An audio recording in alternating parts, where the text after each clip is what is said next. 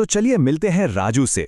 राजू एक नया business owner है और एक बहुत ही कॉमन प्रॉब्लम में फंसा हुआ है कि आखिर उसका पैसा जा कहाँ रहा है। तो आज हम उसकी मदद करेंगे और उसे मिलवाएंगे अकाउंटिंग की दुनिया के एक हीरो से, जिसका नाम है लेजर।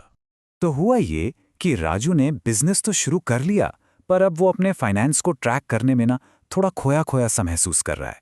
चलिए देखते हैं कि आखिर उसकी असली चुनौती है क्या। राजू ने शुरुआत तो अच्छी की, सारे लेन देन को एक जर्नल में रिकॉर्ड भी कर लिया। ये एक बहुत अच्छा पहला कदम है, लेकिन जैसा उसे जल्दी ही पता चला, इससे उसे पूरी पिक्चर क्लियर नहीं हो रही है।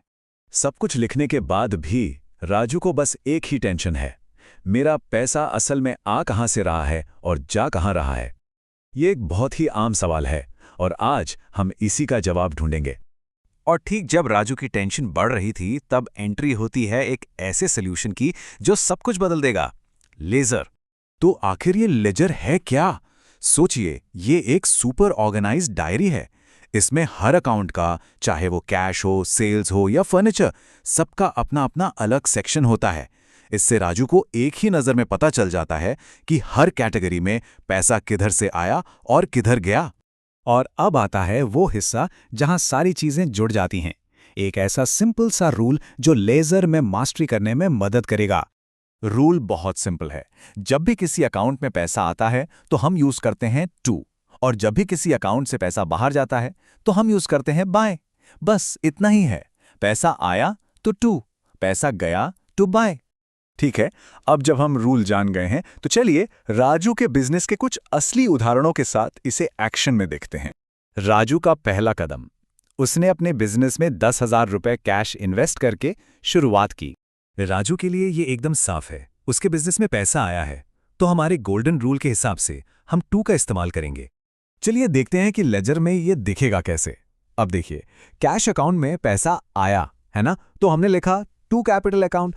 दूसरी तरफ कैपिटल अकाउंट से पैसा गया तो वहां लिखा बाय कैश अकाउंट। देखा कैसे दोनों तरफ मामला बैलेंस हो गया। इसके बाद राजू अपने ऑफिस के लिए कुछ जरूरी सामान खरीदता है, 5,000 रुपए का फर्नीचर। यहां राजू थोड़ा कंफ्यूज्ड है। मतलब उसके बिजनेस में एक एसेट यानी फर्नीचर तो आया, लेकिन उसके बदले में दूसरा एसेट यानी कैश चला गया। चलिए इसे लेजर में अप्लाई करते हैं। फर्नीचर अकाउंट में फर्नीचर आया तो हमने लिखा टू कैश अकाउंट, और कैश अकाउंट से पैसा गया, इसलिए वहां लिखते हैं बाय फर्नीचर अकाउंट। देख रहे ना हमारा गोल्डन रूल फिर से कैसे काम कर रहा है। और अब एक अच्छी खबर, राजू ने 3,000 रुपए का सामान बेचा और उसे कैश पेमेंट मिली। राजू का एक्साइटमेंट तो साफ दिख रहा है, पैसा उसके बिजनेस में आ गया है। और हम जानते हैं इसका क्या मतलब है, हम टू का इस्तेमाल करेंगे। और ये रहा हमारा आखिरी उदाहरण।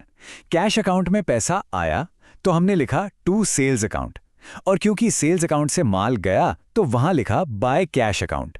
मुझे लगता है अब तक तो ये पैटर्न एकदम नेचुरल लगने लगा होगा। तो अब जब हमने रूल को एक्शन में देख लिया है, तो चलिए इन सारी बातों को एक पावरफुल टेकअवे में समेटते हैं। तो बस याद रखिए, लेजर में मास्टरी करने का सीक्रेट यही सिंपल 2 स्टेप का रूल है। जब भी पैसा आए तो टू यूज करें, और जब भी पैसा जाए तो बाय यूज करें। बस यही वो सिंपल सा नियम है जो एक कंफ्यूजिंग काम को इतना आसान बना देता है कि कोई भी, यहां तक कि राजू भी, इसे फटाफट और आसानी से कर सकता है। इस ज्ञान के साथ राजू अब बिल्कुल भी कंफ्यूज नहीं है, बल्कि वो अपने बिजनेस के फाइनेंस को लेकर एकदम कॉन्फिडेंट महसूस कर रहा है। तो लेजर तो अब एकदम क्लियर हो गया है, पर राजू की कहानी यहीं खत्म नहीं होती। उसकी अकाउंटिंग की जर्नी में अगला स्टेप क्या होगा, ये हम जानेंगे हमारे अगले सेशन में। तो हमारे साथ बने रहिएगा।